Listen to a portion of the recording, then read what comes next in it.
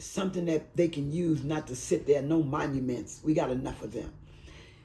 A building that could be used, and if they can put all the pictures in, if they can got the pictures from the Black Bottom, to put them on the wall so the people can, the younger generation can walk through there and see how their ancestors was living, which is now in this future, and they'll be able to look and see how Black Bottom really was, if we can get those pictures back. And it's a lot of them. If we go to the library, you can get them, and I figure blow them up so the kids can see them and make them. It don't have to be a museum. It can just be a regular home like mine, and like they did Motown, that regular house, and made it into a singing place for people. You know, they could have built a place, but he didn't want that. He wanted to be original, so that would be original. Original house with all these pictures in it, and you representing the people. Just like when they got Abraham Lincoln's house and set it out there, that's his house, you know. So that's original. That's how you get the originality of stuff. Use what these people had, and that's the way I look at it. Restitution, yeah, okay, you pay us the money, it's fine, but you need something to represent that can be used, and they can go. They can have like sewing classes for girls, cooking for boys. Men need to know how to cook too. That's mean the chefs, all the chefs. I don't call color, but they all cook, and they all got their own cooking stuff after their name. So the kids can grow up and be that too. That's the way I look at it. Make is useful, and not to just sit there and look at it and walk through like a museum. No, make it useful. They'll be able to use, like, who use iron skillets now? Nobody. But you can have a stove, old-fashioned stove that we used to, and have the iron skillets in the pots. And then you see what your mother's mother went through trying to cook in this thing, how heavy it is. And that's the joy. You'll be able to live it, see it, and live it. That's the joy. Because I know, I mean, people my age, these people is not going to be able to handle no iron skillet or the big old pot belly stove and the pots and stuff. So that's the joy that I look at. No, you ain't got to put you can put a fake stove in there for them to look at to see how we cooked when we were young. And that thing, you put that on the mood, put the coal in there, put it back, jug it up, you know. Well, if they do it, I mean, you know, I've heard a lot of, we're going to do this and we're going to do that, and it never gets done in my tiny years here, you know. But if they should do it, I think it would be a good thing for those people that are left that had some connection to Black Bottom. I mean, if you had no connection to Black Bottom, I'm not sure. Mm-hmm. So if you had a connection, what should they do for them? What should they do for somebody like you? Well, frankly, I can't answer that question either, because I don't think I need anything from them. Well, it might be a mistake to say that. I'm looking over there to see if my kids going to give me an answer. They're not giving me an answer. They're not giving you a lifeline. They're not giving me any answers. But I don't, you know, that's another hard question for me. Yeah, because Black Bottom is, for right now, 375, that area, that's 375 Lafayette. Mm-hmm. So if they stop that from being a highway, some people talk about putting a museum there, maybe a library, maybe a memorial, or, you know. That would be good. I mean, because I truly believe that people need to remember Black Bottom and what it represented. You know, I think that we as Black people need to understand that at one point, you weren't allowed to live anywhere else in the city of Detroit if you were Black. Mm. Until at some point, they began to let you ease out of there after they said, we're going to destroy this place. Well, you had to find some place to go. So when Black people began to move, well, obviously you moved into a white neighborhood. Well, as soon as you moved in a white neighborhood, white people, they left. Right.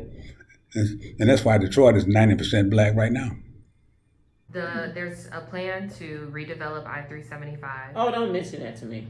don't even do it, because that just makes me go, Can you share more? Sure. They tore up all of that to put 375.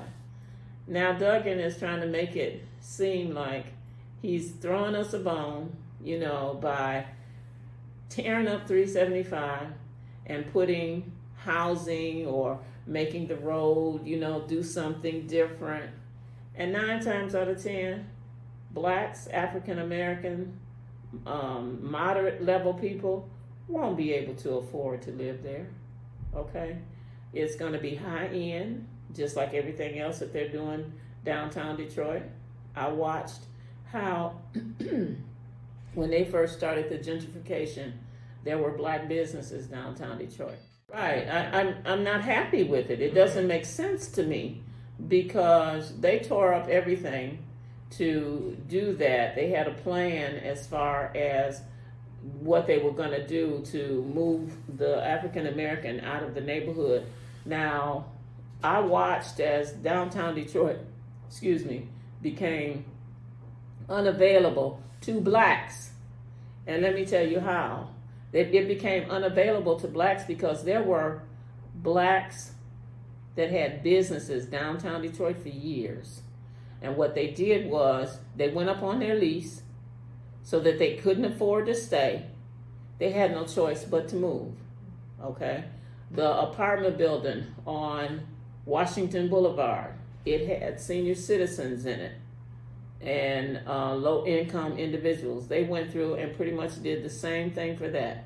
They raised their rents, put it at market rate, where these people, some of them had low-income, housing, Section 8 maybe, I'm not even sure about the statistics, but they fixed it so they could not stay and they had to move.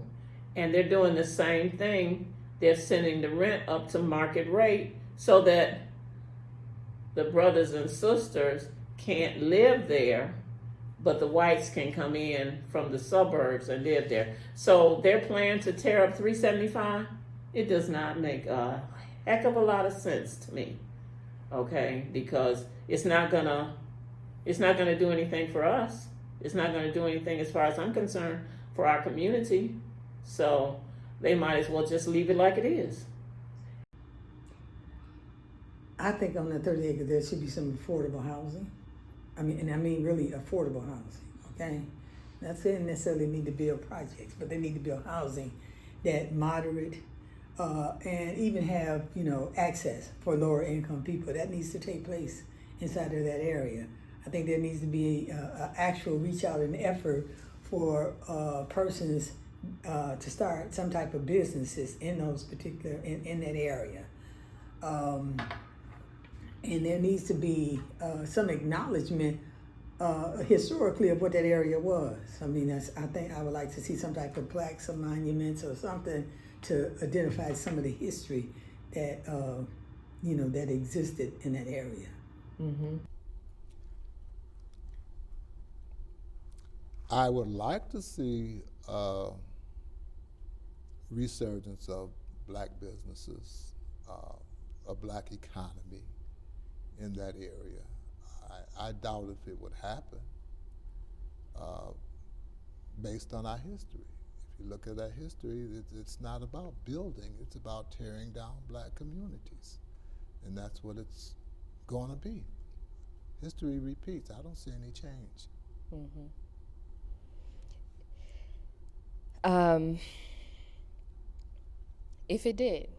If there was a possibility, can you say more about what that would look like? So you talked about black businesses, you talked about a black economy.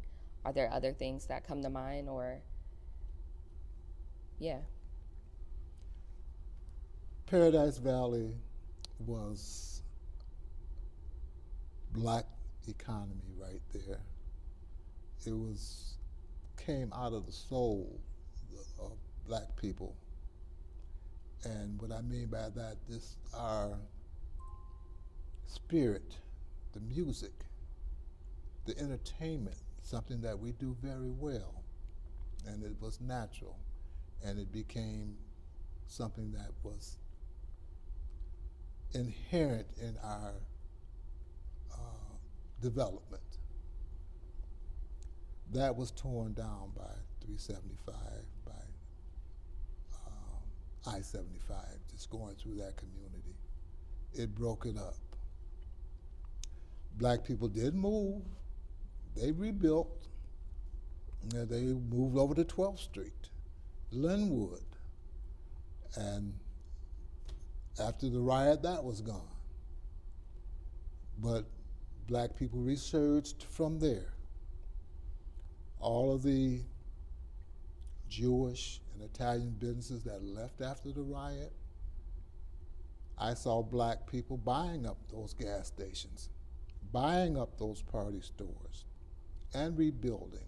And they were doing that with auto industry money. But I also saw the influx of the Arab businesses that came and purchased every black business that was in existence. All the black-owned gas stations, they all made them offers that they couldn't refuse. But I did not see a defense against that because no one really started a movement to stop that. It was a destruction of the black economy that was here. Black people were resourceful in building those businesses. They bought those party stores. Now, every one of those party stores, if you were going to a store that used to be black, you would see an Arab in there. Couldn't even speak English, but he owned that business. And you would have to point because they didn't speak the language. I want this, I want that. And that happened over and over again. So I saw a movement to destroy the black economy in that. And if you look around in Detroit, these Arab businesses, a lot of them used to be black-owned businesses. These Arab gas stations, they used to be black-owned gas stations. And I think that that was a movement. But what I fought our people is there was not a counter-movement to prevent the black-owned businesses from selling out and giving up that whole economy that we had. Mm-hmm.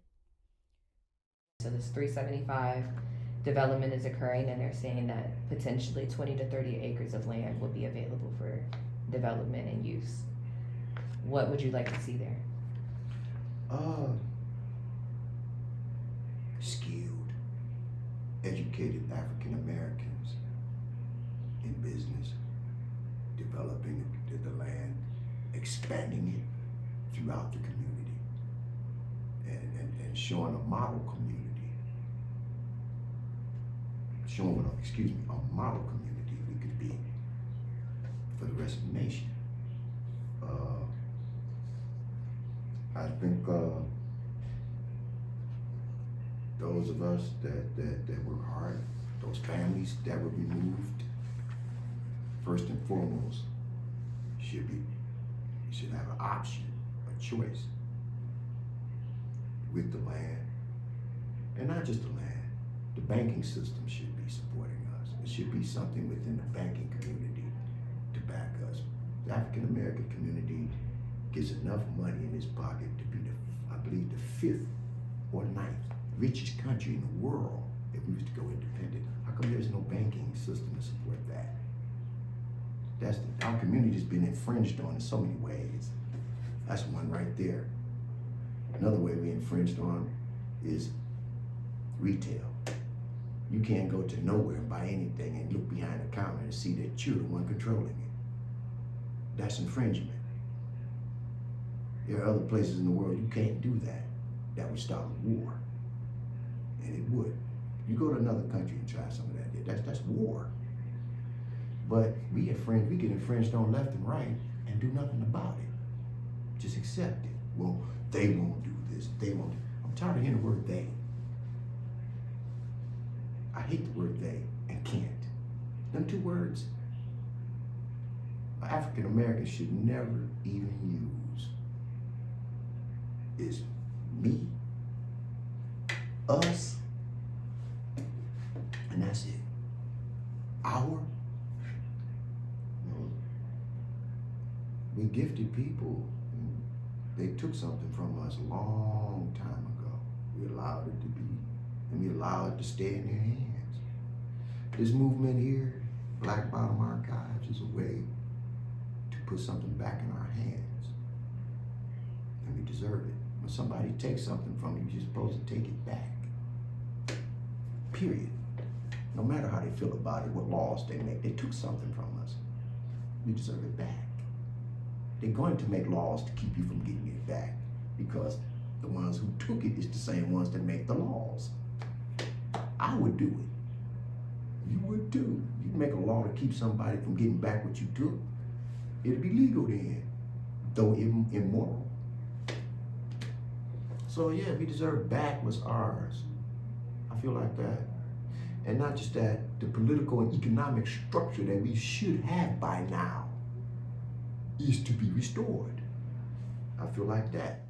If they close it and they do something positive with it, but don't close areas and then build it up so that other people can come in and say, I now live in this place. But make it so that the people who have lived there can go back. We have not made anything so that we can go back to. You can't go back. Most people can't afford to go back into an area because you've allowed the overhead, the money, the building of, the coming in, the doing, you've allowed it to be out of their reach. Just as my dad left, he would not spend that kind of money knowing his house is paid for, been paid for. But he would not spend that kind of money to go back and say, I'm going to go back and live in one of the apartments at 1300 Lafayette and pay that kind of money. But if they close it, rebuild it, and allow, as part of reparation, allow the people who once lived there to come back in there. Don't build it up so that other people can come and say, guess where I live? I live at such and such. And they have no connection. Let the people who have connection to these things come back to these things.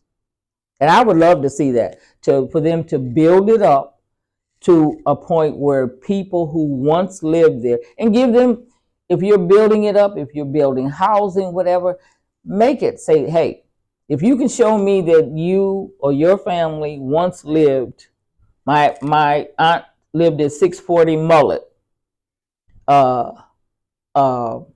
If you can show me that you once lived in Black Bottom,